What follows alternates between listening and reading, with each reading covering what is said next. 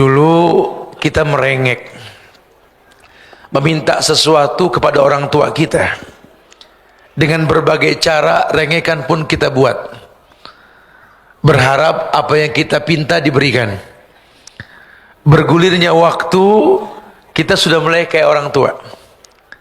Dan orang tua kita pun ternyata sudah bukan lagi orang tua kita yang 10 tahun yang lalu. Dia mulai merengek. Dia mulai seperti anak kecil. Karena tadi orang kalau sudah usia 40 itu puncak. 41, 42 itu makin menurun. Sampai yang Nabi katakan sittin wa sab'in, antara 60 70. Makin kesana usianya makin seperti anak-anak. Sementara kita makin dewasa. Kalau dulu orang tua kita menyiapkan maklum yang banyak untuk kita, 10 dosa pernah kita lakukan, orang tua kita siapkan 11 maaf lo untuk kita. Dulu kita pernah berbuat 100 maksiat dalam hidupnya, pun dia siapkan 101 maaf untuk kita. Rengekan kita sesuatu yang membuat dia terbangun di malam hari. Tangis kita membuat dia bahagia bahwa anaknya sedang hidup. Karena kalau bayi lahir kan dibikin nangis. Tangis bayi itu lambang kehidupan. Sehingga kalau ada bayi menangis, orang tuanya bangkit. Walaupun malam hari.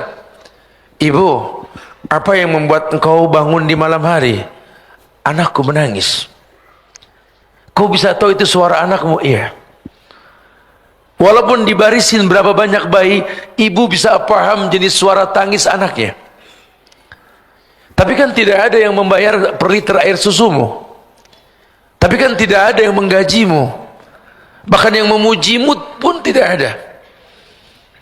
Ketika kau kurang tidur di malam hari, kau bangun pagi hari dalam kondisi kurang istirahat, mukamu pucat, tak ada yang punya empati kepadamu. Kenapa kau mau lakukan itu? Dia anakku. Dia anakku. Aku tahu bahwa anakku memang mampunya menangis. Dia tidak mampu yang lain. Lihatlah, mulai tumbuh dewasa, mulai tumbuh besar kita di hadapannya. Barang-barang indah yang pernah dia beli dengan cara mencicil, kita bisa pecahkan semudah kita menghancurkan. Marahnya, murkanya tidak seperti murka kita ketika orang tua kita berbuat salah kepada kita. Rasa maklum yang dia berikan kepada kita, ini yang membuat kita nggak akan pernah bisa mengalahkan jasa mereka. Cuma hiruk pikuk dunia ini membuat kita lupa. Kita seperti ayam yang mati di lumbung, penuh dengan padi, penuh dengan gabah, cuma mati karena kebanyakan. Sama dengan ketika kita merasakan kasih yang teramat sangat dari ibu kita, kita lupa bahwa kita nggak bisa menemukan di tempat lain. Cuma karena keseringan kita mendapatkan itu, ada orang lain yang memberikan. Mungkin saat itu lebih baik ketimbang yang diberikan orang tua kita, kita bisa berpindah hati. Cuma gara-gara kecantikan istrimu dan calon istrimu, lucunya anakmu, hebatnya posisi pekerjaan yang sekarang kau berada di atasnya, rumah KPR yang baru kau ambil, yang tak kau pandang halal dan haramnya, kau lupa itu semua kau dapat karena doa orang lemah yang menanti kedatanganmu. Kau lupa kamu bisa seperti ini, ada sebuah bagian doa yang pernah dipanjatkan oleh orang tuamu.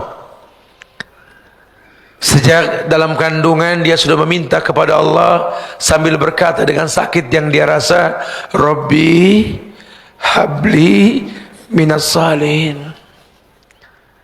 Dia tidak menuntut kau jadi apa, yang dia minta cuma satu, Rabbi habli minas salihin. Ya Allah, berikan kepadaku anak yang saleh. Dia tidak menuntut anak yang tampan, anak yang cantik, anak yang kaya, tidak. Yang kubutuhkan anak yang saleh. Entah dia paham atau tidak, tapi Islam menggiring kita untuk mengerti bahwa kelak pun nanti yang masuk ke lubang kubur kita pun doa anak yang soleh, bukan tampang anak yang soleh. Bukan. Ya kita berharap kesempurnaan, iya.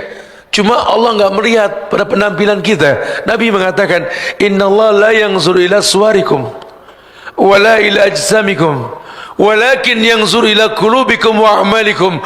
Allah tidak melihat pada penampilan kalian. Allah tidak melihat pada performance kalian. Allah tidak melihat. Yang Allah lihat hati dan perbuatan kalian. Karena di hatimu ada akal, di hatimu ada iman. Orang tua yang berilmu sejak kecil anaknya dijaga menatap pandangan buruk, mendengar sesuatu yang buruk, menyentuh yang buruk, melangkah pada yang buruk, karena dia berharap hatinya bersih. Bukankah sering ditekankan bahwa hati ini tergantung yang dilihat, hati ini tergantung yang didengar. Apapun yang kau lakukan dalam kehidupanmu, itu mewarnai hatimu. Orang tua yang berilmu bukan cuma mengatasnamakan Rabbi habli minas solihin. Soleh ada sebabnya. Sama dengan kita nanti. Orang tua kita makin hari makin lemah. Kalau sekarang kita ada kajian rutin, alhamdulillah, kita ada kajian rutin di sini.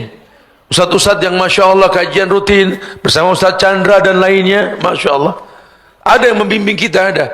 Orang tua kita dulu tidak ada. Mereka hidup di zaman di mana saat itu betul-betul susah mencari kajian. Kalau sekarang seorang gadis pakai kerudung panjang, ibunya heran. Jangan terus si gadis mencemooh mamanya. Mama kenapa sih benci banget sama kerudung aku yang panjang? Mama tahu gak, kerudung mama tuh gak ada di Islam. Oh, Masya Allah. Ini anak suka sama soto kala jengking kali ya. Sama orang tua ngegas aja. Tanya sama ibumu, tanya, Mama, waktu mama seumuran aku mah, ada gak yang jual kerudung seperti ini mah? Ya gak ada. Masa dimana saat itu betul-betul Indonesia ini sedang perang karakter. Ejaan yang disempurnakan menghilangkan tulisan Arab di negeri kita, betul. Walaupun jelas bangsa ini merdeka atas berkat rahmat Allah, nyaris anak bangsa ini nggak paham penyebab datangnya rahmat. Walaupun Pancasila tegas sebagai dasar negeri kita, ketuhanan yang Maha Esa, saat itu orang nggak paham mana syirik, mana tauhid. Bahkan bangga untuk menyebarluaskan kesyirikan guru-gurunya. Mereka enggak tahu hadis Nabi yang mengatakan, man kadzdzaba alayya muta'ammidan falyatabawa maq'aduhu minan nar. Barang siapa berdusta mengatasnamakan diriku, kata Rasul, dia beribadah tanpa contoh diriku dan mengatasnamakan diriku, suruh ambil bangku duduk di neraka. Bahkan Imam Malik menyabarkan kepada kita semua. Beliau mengatakan bahwa man ibtada fil Islam bid'atan yaraha hasanah faqad za'ama anna Muhammadan khana risalah. Orang yang membuat sesuatu yang baru dalam agama dan dia anggap baik, ini kata Imam Malik bin Anas, bukan kata Ustaz. Gurunya Imam Syafi'i. Dia telah menganggap Nabi Muhammad mengkhianati kerasulannya. Allahu Akbar. Kalau bid'ah saja dianggap mencemooh Nabi, menganggap Nabi enggak sempurna, apalagi kesyirikan, masa itu nak tak ada yang mengingatkan kami nak? Di mana ada kajian sebanyak ini nak? Paling Idul Fitri, Idul Adha nak? Itu pun tak ada yang mengajarkan kepada kami doa untuk saling mendoakan ketika Id. Kalian sudah sampai dakwah kepada kalian. Manakala datang Idul Fitri, Idul Adha, katakan taqabbalallah minna wa minkum siyamana wa siyamakum salihul a'mal insyaallah minal a'idin wal fa'idin. Masyaallah. Dulu tidak ada nak. Dulu yang ngajarin kami cuma selamat hari raya Idul Fitri, mohon maaf lahir dan batin, begitu doang. Kami enggak ditekankan siapa yang merujukan kata-kata ini. Nabi pernah nak, jujur nak, tidak ada yang menggiring kami untuk sebuah kebaikan nak. Makanya ketika sekarang kamu lebih baik daripada kami nak, ilmu yang kau miliki untuk menutupi kekurangan kami. Seorang pemuda, seorang pemudi yang berilmu, dia tahu sekali apapun kondisi orang tuanya, karena masa lalunya yang mungkin tidak terdidik dengan cara yang baik, Islam hanya mengatakan wa in jahadaka ala an tusrika bi ma laysa laka bihi ilmun fala tuti'huma wa sahibhuma fid dunya ma'rufa. Kalaupun orang tuamu kafir, jadi insya Allah orang tua kita enggak nih, tapi kalaupun orang tuamu kafir dan mengajak kamu untuk berbuat kufur, berbuat syirik, kacamata Islam mengatakan fala tuti'huma, jangan dipatuhi. Karena ini sudah bicara akidah. Ini sudah bicara akidah. Ya kalau bahasa teman-teman bikers itu CC boleh beda, akidah harus sama, bro. Iya dong, ya. Ini bukan masalah CC, bukan masalah jenis 2 tak, 4 tak atau matic, bukan. Itu motor dipakai kemana, bro? Kalau dipakai buat maksiat mendingan bakar tuh motor. Karena nikmat yang bakal ditanya, betul. Karena dulu orang pakai kuda, sekarang kuda besi. Di atas kuda besi ini kita bisa mentauhidkan Allah. Di atas kuda besi ini kita bisa menjadi ulil albab, mulai belajar bersyukur. Masya Allah. Iya. Orang yang berilmu, orang yang tahu bahwa ilmu yang dia miliki ini bukan untuk menjadi hakim buat orang di hadapannya, apalagi itu orang tuanya. Orang tuamu kafir, mengajak kepada perbuatan syirik, fala tutihuma, bukan wala tutihuma, fala tutihuma. Cepat, kamu jangan patuh. Ini akidah, urusannya Allah. Kita bisa bersahabat di mana saja. Lihat pendahulu kita itu. Saat itu di zaman Indonesia merdeka 1945, suku bangsa berbeda, betul. Maka ada istilah Bhinneka Tunggal Ika. Bahasa berbeda, karakter kita berbeda. Cuma beliau titipkan sebuah semboyan indah. Tapi ingat, perbedaan ini enggak merusak Tuhan yang Maha Esa. Jadi sampai kapanpun tolong jaga pemimpin negeri ini harus berketuhanan yang Maha Esa. Dan yang Esa cuma Allah. Ini tanggung jawab. Maka orang muslim nggak boleh berkata, alah pemimpin Islam tat banyak yang nggak jujur tat, tapi dia Islam. Mendingan orang kafir jujur tapi dia kafir, betul? Salah sekali. Ini orang suka salah paham.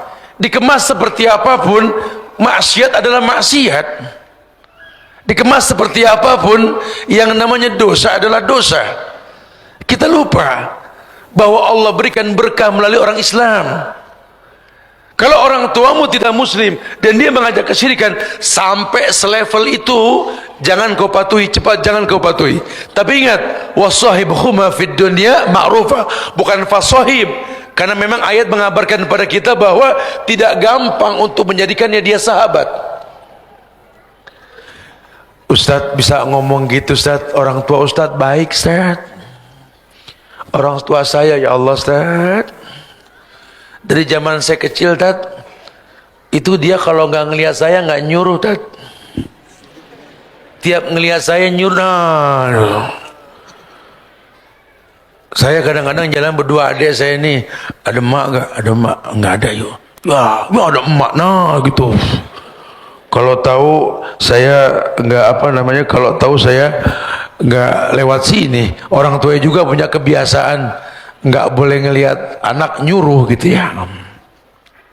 Aduh Ustaz, saya udah salah saja sama orang tua saya, Tad. Ya Allah, Ustaz, dari zaman dulu, Tad, udah salah aja.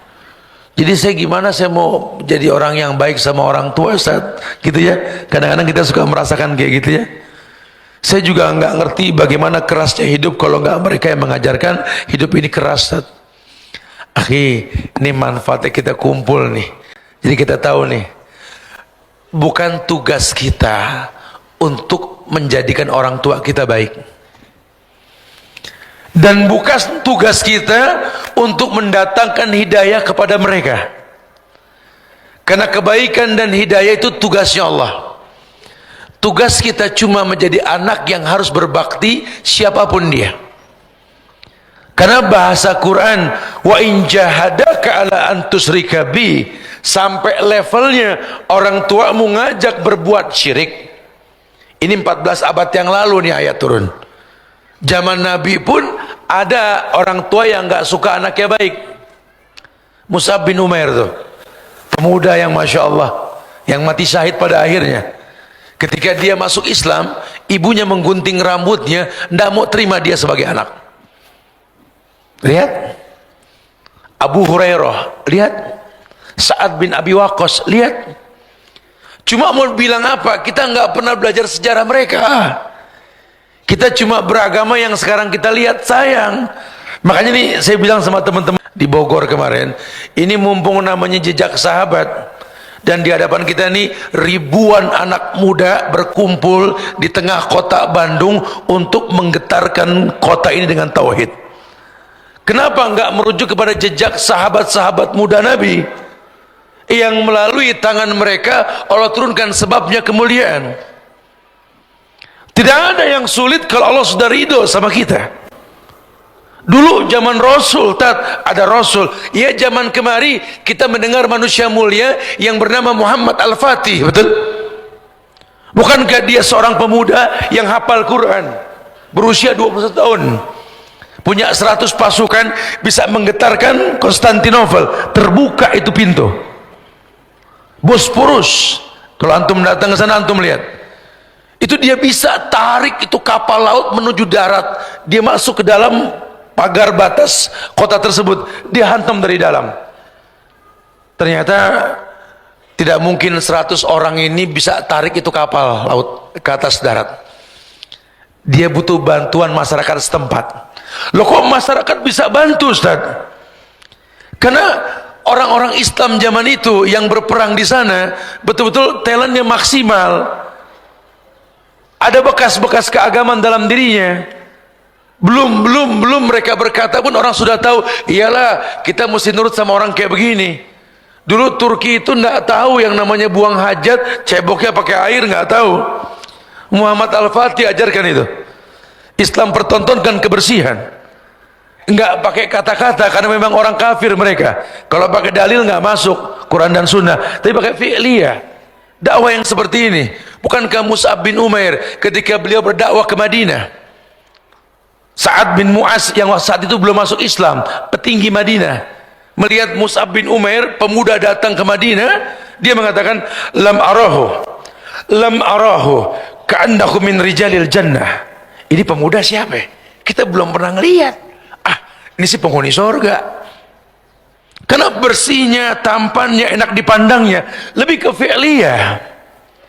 Ini teknik dakwah ini kita lupakan. Kita gemar berdebat, yang akhirnya perdebatan menyandarkan ilmu kita, sementara ilmu kita dipertanyakan. Itu yang terjadi.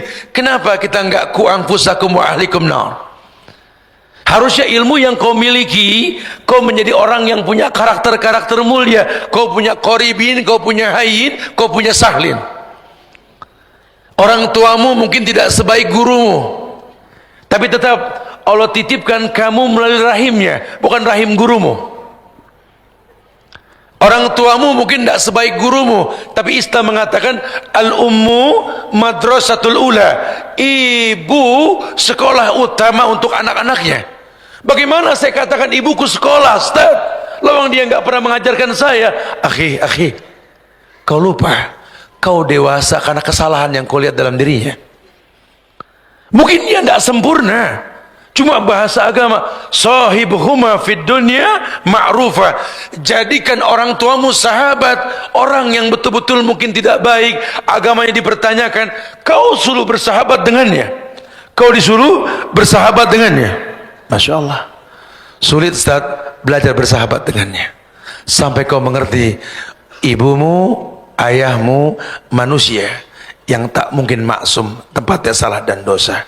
Kalau Islam mengatakan jadikan dia sahabat, carilah bagaimana menelurkan hatinya.